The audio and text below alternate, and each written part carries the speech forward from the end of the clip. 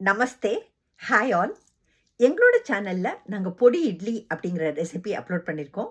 கண்டிப்பாக போய் பாருங்க. உங்க வீட்ல சம்டைம்ஸ் குழந்தைங்க இட்லி அப்படின்னாக்க முகம் சுளிக்கிறாங்களா?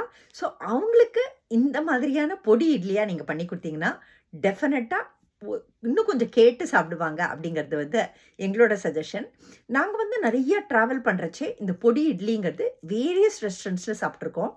ஸோ அதுலேருந்து எங்களோட ஓன் ஸ்டைல்ல அதுலேருந்து நாங்க கேதர் பண்ணிட்டதான அந்த நாலெட்ஜ்லேருந்து, நாங்க எங்களோட ஓன் ஸ்டைல்ல இந்த பொடி இட்லி அப்படிங்கிறத கிரியேட் பண்ணியிருக்கோம். ஸோ இந்த பொடி இட்லிங்கிறது எக்ஸ்ட்ரீம்லி ஃப்ளேவர்ஃபுல்லா இருக்கும். நம்பளோட அந்த இட்லி மிளகா பொடி, அந்த தேங்காய் பொடி, அதுக்கப்புறம் நம்பளோட அந்த எள்ளு பொடி, அப்புறம் கருகப்பிலையும் நாங்க பொடியா சேர்த்துருக்கோம். கருகப்பிலையும் அப்படியே வறுத்து சேர்த்துருக்கோம். ஸோ இது ரொம்ப ரொம்ப ஃப்ளேவர்ஃபுல்லா இருக்கும். அண்ட் இதில நாங்க வெங்காயம், இஞ்சி இதையும் சேர்த்துருக்கோம். ஸோ குட்னஸ் ஆஃப் வெஜிடபிள்ஸும் குழந்தைங்களுக்கு கிடைக்கும்.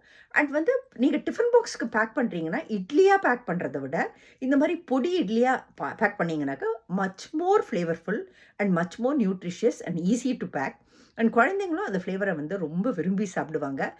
ஸோ கண்டிப்பாக நீங்க எங்களோட சேனல்ல இந்த பொடி இட்லி அப்படிங்கிற ரெசிபிய போய் பாருங்க. பார்த்துட்டு உங்களுக்கு பிடிச்சிருந்தா லைக் பண்ணுங்க, சப்ஸ்கிரைப் பண்ணுங்க, ஷேர் பண்ணுங்க. Thank you all.